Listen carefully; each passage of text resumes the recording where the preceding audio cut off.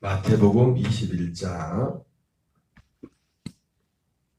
12절부터 12절부터 17절까지 마태복음 21장 12절부터 17절까지를 봉독하겠습니다. 예수께서 성전에 들어가사 성전 안에서 매매하는 모든 사람들을 내쫓으시며 돈 바꾸는 사람들의 상과 비둘기 파는 사람들의 의자를 둘러 엎으시고 그들에게 이르시되 기록된 바 내 집은 기도하는 집이라 일컬음을 받으리라 하였거늘 너희는 강도의 소굴을 만드는도다 하시니라. 맹인과 저는 자들이 성전에서 예수께 나오매 고쳐주시니 대제사장들과 서기관들이 예수께서 하시는 이상한 일과 또 성전에서 소리질러 호산나 다윗의 자손이 하는 어린 아이들을 보고 노하여 예수께 말하되 그들이 하는 말을 듣느냐. 예수께서 이르시되 그렇다. 어린아기와 젖먹이들의 입에서 나오는 찬미를 온전하게 하셨나이다 함을 너희가 읽어본 일이 없느냐 하시고 그들을 떠나 성 밖으로 베다니에 가서 거기에서 유하시니라. 아멘. 할렐루야. 오늘은 마태복음 21장 12절부터 17절까지 말씀 통해서 예수님이 성전 정화에 관한 말씀을 다시 한번 살펴보도록 하겠습니다. 예수님께서 이 성전을 정화한 사건은 사실은 요한복음에 나와 있죠. 요한복음은 시간 순서로 할 때 요한복음은 시간의 흐름을 따라서 이제 기록이 됐는데 그렇게 볼 때 오늘 이 마태는 21장의 말씀을 보면은 이 말씀은 요한복음 그 2장에 나와 있는 예수님의 성전 정화의 그 시기와 좀 다르다는 것을 우리가 객관적으로 생각해 볼 수가 있습니다. 그래서 그러면 예수님이 성전 이런 일들을 두 번이나 하셨을까 우리가 의문을 가질 수도 있겠지만 어쨌든 기록을 놓고 볼 때 예수님이 요한복음 2장은 예수님이 공생애 가운데 첫 번째 유월절에 올라가셔서 행했던 일이고 어쨌든 이 기록 마태복음 21장의 이 기록은 명백하게 예수님이 이제 마지막 뭐 학자들마다 좀 다르겠지만 예수님이 공생애 가운데 유월절을 몇 번을 지났느냐 할 때 어떤 사람들은 예수님이 공생애 유월절을 세 번을 지났다 하는 분들도 계시고 어떤 분들은 유월절을 4번을 지났다. 거기에 따라서 예수님의 공생의 기간이 달라지겠죠. 그 중에 요한복음을 놓고 볼 때 요한복음은 그 유월절이라는 그 절기가 명확하게 계속 나옵니다. 거기서 나오는데 명확한 유월절 절기는 요한복음에서도 3번이 나오죠. 3번. 요한복음 2장하고 요한복음 이제 6장하고 요한복음 이제 12장에 예루살렘 일성에서 이건 뭐 명백한 6월절이니까 6월절 때 올라가신 것이니까 근데 이제 그냥 명확하지 못한 것이 그 요한복음 5장에 나오는 그 베데스다 연못에서 날 때부터 그 안진병이 됐던 사람을 예수님이 일으키는 그런 사건 그때 그 명절에 예수님이 예루살렘에 올라갔다는데 그 명절을 학자들과 어떤 분들은 6월절이라고 어떤 분들은 다른 명절이라고 하는데 또 많은 분들이 또 그 요한복음 5장을 6월절이라고 이렇게 말들을 합니다. 그래서 보통 이제 예수님이 공생애 가운데 4번의 6월절을 예수님이 지나셨다, 겪으셨다. 그래서 공생애를 보통 3년 반 정도 이렇게 공생애를 치죠. 어차피 마지막 4번째 6월절은 이제 그렇게 따지면 이제 4년이니까 3년. 6월절만 놓고 보면 3년이고 6월절 전에 이제 세례를 받으니까 해서 보통 3년 반이라고 그렇게 말들을 합니다. 어쨌든 이렇게 볼 때 예수님이 그래서 사실 이것이 요한복음 2장에 나온 예수님의 성전 정화와 오늘 이 본문에 나온 예수님의 성전 정화가 전혀 다른 사건이라고 할지라도 다른 시기의 것이라 전혀 이상할 것이 없습니다. 왜냐하면 두 번 할 수도 있죠. 예수님이 성전 청화를. 그리고 우리가 또 생각해 볼 수 있는 게 뭡니까? 분명한 것은 뭐냐면 그들이 예수님이 요한복음 2장에서 성전 청화 그런 난리를 쳤다고 해서 그들이 잘못을 고쳤을까요? 고칠 정도면 그 사람들이 예수님을 죽이겠습니까? 예수님을 십자가에 단 사람들이 대제사장들과 서기관들인데 예수님이 몇 번이나 예언을 하면서 대제사장과 서기관들이 내가 팔려서 죽었다가 살면 다시 살아날 것이다 말했는데 아니 요한복음 2장에서 예수님이 성전을 정화를 했을 때 그들이 회개했다면 그걸 고쳤다면 어차피 장사한 사람들이 뭔 죄입니까? 그 사람들은 물론 그 사람들도 잘못이 있지만은 그게 다 누구의 허락해야 돼. 바로 위에 있는 대제사장들과 서기관들에게 허락을 받고 또 그들에게 얼마 만에 커미션을 주고 그들이 다 모든 걸 하는 것이지. 그러니까 3년이 지났어도 성전은 바뀐 게 없어요. 예수님의 그 말씀을 듣고 이 사람들이 이걸 바꿨다면 바꿀 수도 없고 그게 가능한 겁니까? 안 되니까 다른 물론 구속사적인 섭리에서도 그렇지만 하나님이 이제 성전 자체가 없애버리잖아요. 사실 예수님 실제로 예수님이 교회가 시작된 지 70년 한 3, 40년 지나가지고 로마의 디도 장군이 와서 이제 성전을 탁 성전이 없지 않습니까? 그러니까 성전 진짜 성전이 세워졌기 때문에 그런 것도 있겠지만 그죠? 어쨌든 그래서 이 마태복음 21장에 나오는 이 성전 청화를 그래서 예수님이 우리는 물론 다른 학자들은 어떻게 하는지 모르겠지만 이 성경 자체만 그냥 놓고 봐도 명백한 게 뭐냐면 예수님이 성전 청화를 2번 하셨다. 2번 공생에 시작하면서 첫 번째 6월절에 한 번 하시고 그리고 마지막 4번째 6월절에 예수님께서 또다시 성전에 가서 바뀐 게 없습니다. 예수께서 성전에 들어가서 성전 안에서 매매하는 모든 사람들을 내쫓으시며 돈 바꾸는 사람들의 산과 비둘기를 파는 사람들의 의자를 둘러부시고 그들에게 이르시되 기록된 바 내 집은 기도하는 집이라 일컬음을 받으리라 하였거늘 너희는 강도의 소굴을 만드는도다 하시니라.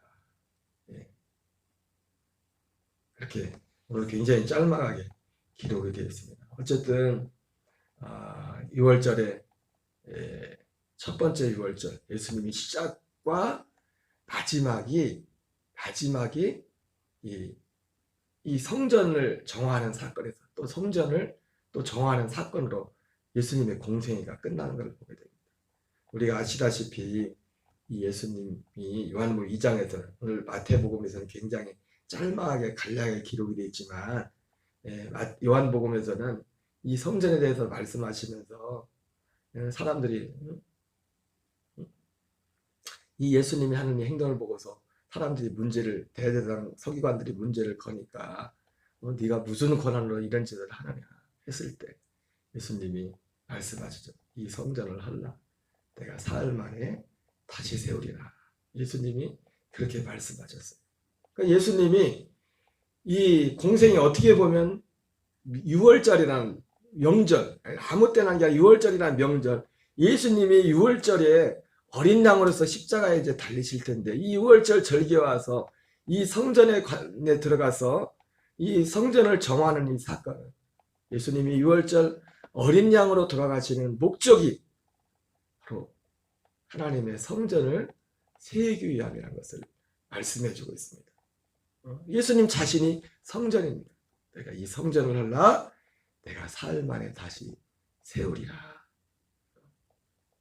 사람들이 아니 이 성전은 46년 동안 지었는데 당신이 뭔데 이 성전을 사흘 만에 성전을 부수고 사흘 만에 세운다고 하느냐 그렇게 말을 했는데 제자들도 도통 주님이 무슨 말씀하시나 그렇게 생각했겠지만은 나중에 예수님이 죽은 자 가운데 부활하시고 난 후에야 제자들이 그 성전이 자기 육체를 가리키는 것이구나 그렇게 깨달았다고 말씀했습니다.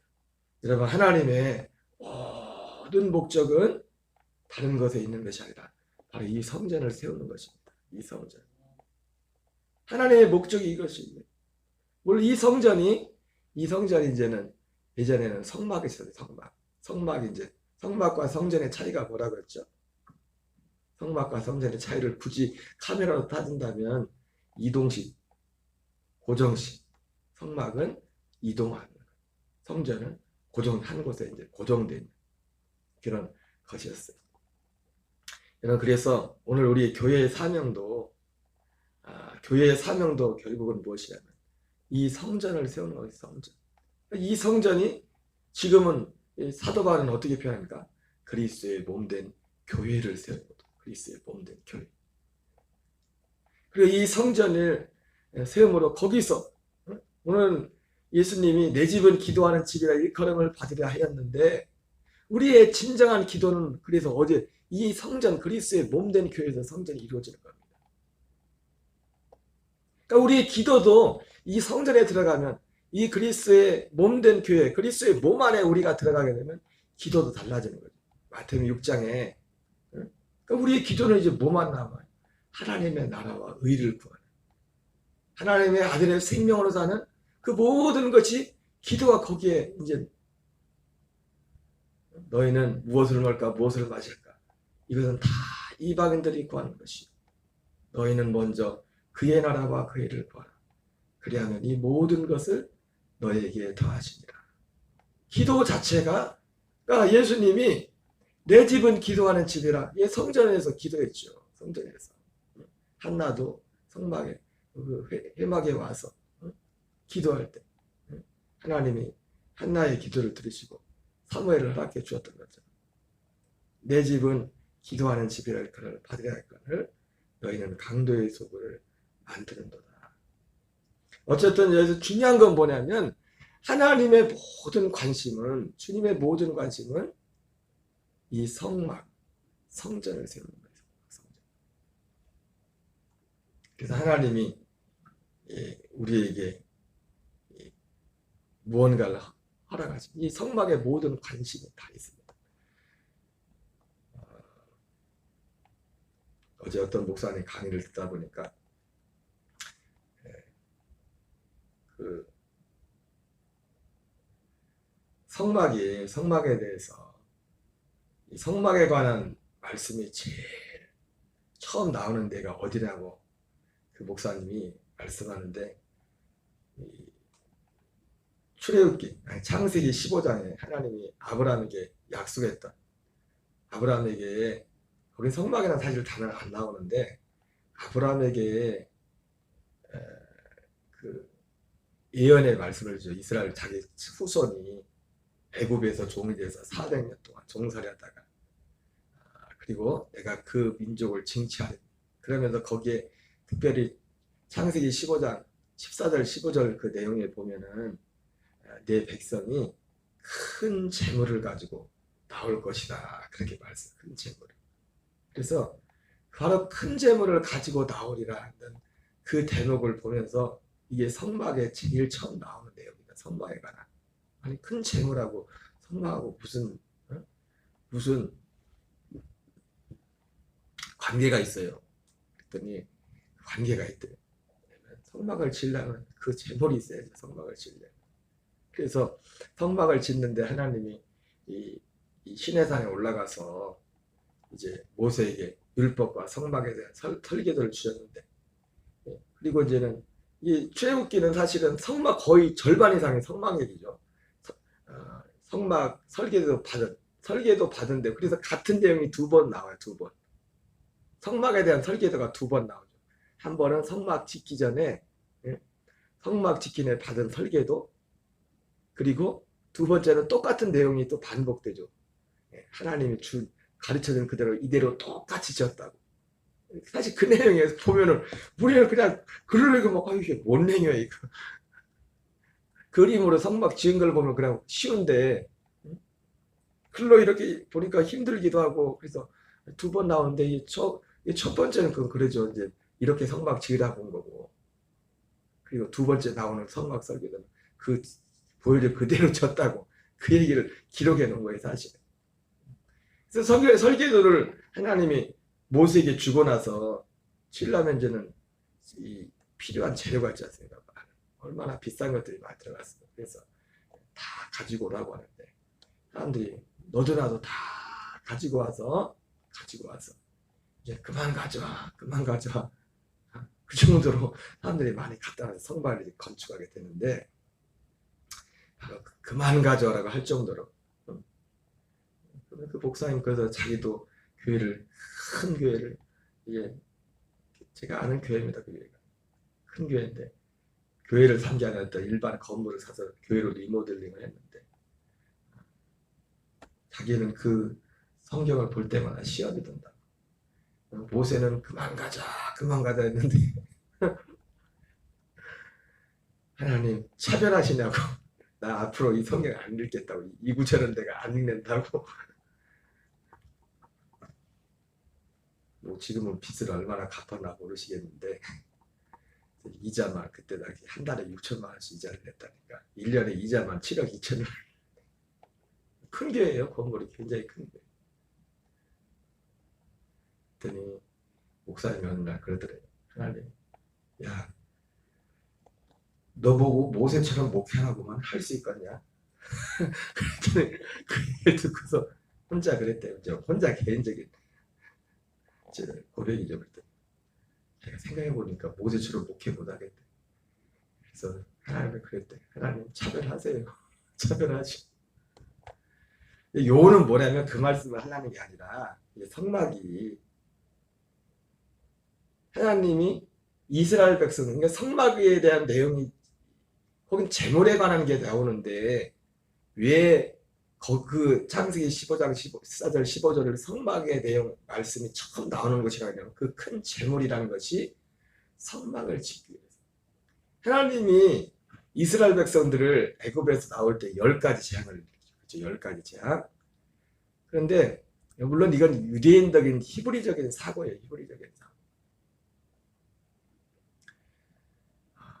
유대인들이 참 희한한 게 뭐냐면 여러분 구약 성경은 원래 누구 성경이에요?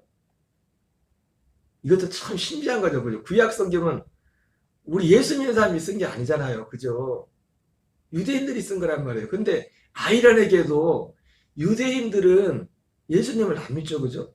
그러니까 안 믿을 뿐만 아니라 유대인들이 제일 증오하는 사람들이 크리스찬들이에요.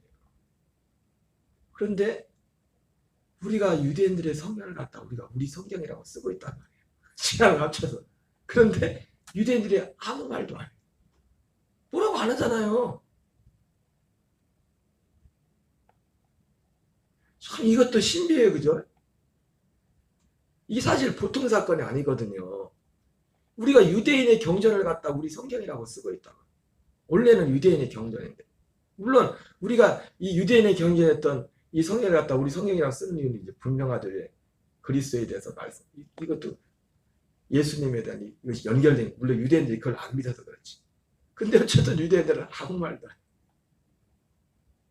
네, 이 목사님이 지금은 유대인들을 이제 가르치는 그런 상황이지만, 유대인들한테 성경을 배웠는데, 유대인들이 하는 말이 그랬대요. 우리 성경 갖다가 그 성경을 제일 엉터리로 번역한 사람들이 개신교회들이야. 자기들 입장에서 말하겠지만 그 말에는 어느 정도 일리가 있다는 거예요. 하나님이 그러니까 유대인들에게 이 해석이 유대인들이 보통 보는 해석이 왜 하나님이 10가지 재앙을 일으켰을까? 굳이 안 그래도 하나님이 얼마든지 출애굽할 수 있었는데, 물론 거기에는 우리 많이 들었던 것처럼 하나님이 애굽의 10가지 신들을 심판했다 그런 면들도 있죠. 그런데 이제 그들은 유대인들은 10가지 재앙을 일으킨 데 대해서 굳이 10가지 다 안 해도 애굽에 또 나갈 수 있었는데, 예를 들자면 마지막 이 장자의 재앙이지만 반드시 그 장자의 재앙이 있어야죠. 그것이 어떤 6월절 어린 양에 대한 그런 예표이기도 했지만 이 때문에. 그런데 애굽을 나가는 것으로만 볼 때는 굳이 10가지 재앙을 안 일으켜도 얼마든지 나갈 수 있었죠. 예를 들어서 아홉 번째 재앙이 뭐였었죠? 흑암대왕이었죠, 그죠? 얼마나 깜깜했어요. 사람들이 너무 어두워가지고 애국 사람들은 밖에 나갈 생각을. 그래서 3일 동안 그냥 누워있었다고 했어요. 아무도 밖에 못 나가고. 그런데 이스라엘에게는 광명이 있었다는 거예요. 이스라엘 사람들한테. 그때 나가면 되지. 그때. 어? 그때 아니 나가는 것만 목적이라면 그때 나가면 되지. 그때 나가면 되지. 그때 3일 동안이나 시간이 있는데 다 누워 있는데 뭐 다 져서 꼼짝 애국 사람들은 다 꼼짝만 하고 있는데 그냥 나가면 되죠. 물론 아까 말씀드린 것처럼 그 6월절 어린 양을 잡아야겠죠. 근데 어쨌든 히브리인들은 유대인들은 이 10가지 재앙의 이런 것들을 어디에 또 초점이 맞잖아요. 이 큰 재물을 가지고. 그래서 실제로 이제 출애굽할 때 보면은 하나님이 애굽 사람들에게 이스라엘 사람들이 은혜를 입게 해서 큰 재물을 가지고 나간다고 하지 않습니까? 그것뿐만 아니라 예를 들어서 이제 피 같은 경우 첫 번째 재앙 피재앙이잖아요, 그죠? 이제 그 사람들은 그거를 그 피재앙에 대해서도 어떤 해석들을 붙이냐면은 그것도 이제 그 피재앙을 통해서 큰 돈을 좀 벌었을 거라 이거죠. 그 내용을 하면서 그 피재앙도 분명히 모든 재앙은 실제로 10가지 재앙의 특징이 뭐예요? 같이 애굽 땅에 이스라엘 사람들도 있었는데 애굽 사람들에게만 임했단 말이에요. 그 재앙이. 이스라엘 사람들한테 그 재앙이 미치지 못했단 말이에요. 그런 사람이 40일 동안 밥을 먹지 않고는 살 수 있는데 물을 안 먹으면 어떻게 해요? 죽어요. 40일이 뭐예요? 제가 예수님 믿고서 고등학교 때 예수님 믿은 지 얼마 안 됐을 때 처음 이제 금식을 하는데 뭣도 모르고 물도 안 먹고 금식을 했어요. 혼자 하다가 물론 중간에 내가 보면 일주일 한다고 했는데 일주일 못했어요. 3일인가 4일하고 그만뒀어. 근데 그때 금식할 때 뭣도 모르고 물을 안 먹었어요. 3일 정도를 물을 안 먹으니까 죽겠더라고요. 진짜. 머리가 팽팽팽 도는데 물만 마셔도 물만 마시고 나서서 제가 3일은 물을 안 먹어봤어요. 3일은 물을 안 먹어봤는데 사람이 한 5일, 6일, 7일 정도 물을 안 먹으면은 배가닥이 완전 달라붙기 시작합니다. 이게. 근데 그 피재앙이 있고 나서 피재앙이 얼마가 되면 일주일 갔거든요. 일주일 동안 그 사람들이 애굽 사람들은 이스라엘 사람들은 물을 먹었겠지. 왜 그 재앙? 아까 말했죠. 그 재앙은 누구에게만 임했다고요? 애굽 사람들에게만. 그 10가지 재앙의 모든 특징이 심지어 아까 말했던 9번째 재앙조차도 그 어두운 재앙조차도 이스라엘 사람들에게는 상관이 없었어요. 상관이 없었다. 그래서 히브리인들은 유대인들은 그때 항목 챙겼을 거다. 물장사 했을 거다. 아니 우습게 얘기가 아니라 가만히 보니까 우리는 애굽 사람들은 마실 물이 없거든요. 마실 물이 없거든. 그래서 이스라엘 사람들한테 가서 물을 좀 달라고 했더니 물을 줬어요. 물을 줬는데 희한하게 유대인들의 해석입니다. 희한하게 똑같은 물인데 애굽 사람이 먹으면 또 그게 피가 되네? 우리는 이런 생각 한 번도 안 했죠, 그죠? 어쨌든 이건 성경은 아니지만 히브리인들의 그 해석이에요. 피가 돼. 그런데 애굽 사람들이 먹어도 피가 안 되는 물이 있었어. 그 물은 어떤 물이었을까요? 어떤 물이었을까요? 애굽 사람들이 유대인들한테 히브리인들한테 돈 주고 산 물. 그 물은 피로 피하자고 물이 되었다. 성경에는 전에 나오는 얘기가 아니에요. 그래서 피재앙에서도 그러니까 이 해석을 왜 그러냐면 아까 말했던 것처럼 그런 해석을 하는 이유가 뭐냐면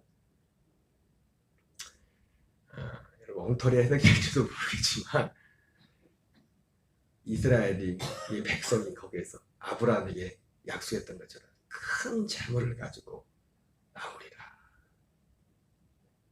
사실 목적은 큰 재물이 목적이 아니었어요. 뭐예요? 하나님의 집을 세우는, 하나님의 성막, 그리스도의 몸. 하나님의 목적도 지금도 관심은 딱 하나입니다. 이 하나님의 집을 세우는 것. 그게 뭐예요? 마태복음 6장에서는 하나님의 나라와 의를 구하는 거예요. 하나님의 나라와 의와 하나님의 성전은 하나란 말이에요. 하나님 나라와 그 의가 보면 그리스도의 몸된 교회 안에 있는 거잖아요. 그리스도의 몸 안에, 이 복음의 약속 안에, 그 진리 안에 하나님 나라와 의가 있는 거잖아요. 사도 바울이 말했던 것처럼 복음에는 하나님의 의가 나타나서 믿음으로 믿음에 이르게. 하나님의 의가 뭡니까? 하나님의 아들의 생명이죠. 하나님의 아들의 생명. 그러니까 이 성전을 헐라 내가 사흘 만에 다시 세우리. 이는 성전의 자기 육체를 가리킵니다. 육체로 오신 예수 그리스도 하나님의 아들은 십자가에서 내버려지고 두 번째 나타나시는 그리스도 안에서 세워지는, 거기에 그리스도의 피가 있고 생명, 하나님만의 의입니다. 하나님의 의. 하나님의 의가 무엇으로 우리에게 주어집니까? 그분의 생명으로 주어지는 거예요. 그래서 이사야에서도 그런 말씀이 있지만 하나님이 감추어진 재물을 드러낸다. 숨겨진 재물을 내게 주리라. 이 모든 것, 누구에게 주는 것, 누구에게? 이것도 하나님의 성전을 세우는, 하나님의 성전이죠. 오늘 이 말씀을 통해서도 예수님이 이제 첫 번째 유월절에서 성전 정화를 했지만 마지막 십자가 지시기 전에도 성전 정화를 하시는, 결국 유월절 어린 양으로 돌아가시는 예수님께서, 십자가를 친 예수님께서 왜 유월절 어린 양으로서 십자가에서까지 내버려지느냐? 결국 주님의 관심 하나입니다. 성전을 세우는 성전. 그리고 우리 한 사람 한 사람을, 결국 그 성전은 이제 지금 그 성전은 무엇이 그 성전입니까? 그리스도의 몸된 교회가 그 성전이란 말이에요. 눈에 보이는 건물이 아니라 그리스도의 몸된 교회. 사도 바울도 그것이 자기 육체에 그리스도의 남은 고난을, 이 성전 말씀을 읽는 것, 그것이 자기 육체의 것을 채우노라 말했습니다. 눈에 보이는 어떤 굉장한 건물을 세우는 것이 아니라, 물론 여러분 제가 건물 세우는 걸 절대로 부정하는 거 아닙니다. 건물이 필요하면 건물도 세워야죠. 그러나 그 건물을 세우는 목적도 뭐예요? 오직 하나입니다. 진짜 참 성전, 그리스도의 몸된 교회를 세우는 것. 이것을 위하여 하나님이 모든 일들을 행하신 것을 보게 됩니다. 오늘 한날도 우리의 남은 삶, 우리의 사명이, 우리는 그 어떤 우리 핵심, 우리 신앙생활의 초점은 다른 것에 있는 것이 아니라, 눈에 보이는 그 어떤 것이 아니라, 그거는 주님이 필요에 따라 주시겠죠. 이 집을 세우고 진짜 기도하는 집, 만민이 기도하는 집이라고 합니다. 하나님의 나라와 의를 이루는 기도. 여러분 진짜 기도는, 예수님이 내 집은 기도하는 집이라고 했는데 보세요. 기도의 내용 자체가 다르잖아요. 예수님이 마태복음 6장에서 가르쳐준 기도의 내용이, 마태복음 6장에서 기도의 내용이 뭐예요? 하나님 나라와 하나님의 의예요. 예수님이 가르쳐준 주기도문도 뭐예요? 사실은 하나님의 나라와 하나님의 의예요. 그 기도 내용 그거 하나밖에 없어요. 일용할 양식도 뭐예요? 육신의 일용할 양식이 아니에요. 예수님이 가르친 기도는 육신의 양식이 아니라고, 일용할 양식. 우리는 일용할 양식을 먹는다는 게 뭔지를 몰라요. 사람들이 예수 믿으면서도 생명의 양식이 뭔지를. 우리가 생명을 얻고 생명이 자라고 이 생명을 살기 위해서 계속해서 그 생명의 양식을 공급받아야 되는데, 이거를 정확히 모르니까 일용할 양식조차도 당연히 우리는 육신의 양식으로만. 그러나 거기엔 그런 내용이 전혀 없어요. 그건 이방인들이 구하는 거였죠. 이방인들이. 하나님의 나라와 의를 구하라. 기도하는 집, 진짜 기도하는 집, 그 성전, 그것을 세우는 것이 아버지의 뜻이고, 예수님이 오늘 이 말씀을, 이 현장에서 이 말씀을 하신 예수님이 곧 십자가를 칠 건데 십자가를 친 이유도 첫 번째 성전을 허물고 손으로 짓지 아니한 진짜 성전을 세우기 위해서 예수님이 십자가를 치시는 것입니다. 우리 주기도문으로 마치겠습니다. 하늘에 계신 우리 아버지여, 이름이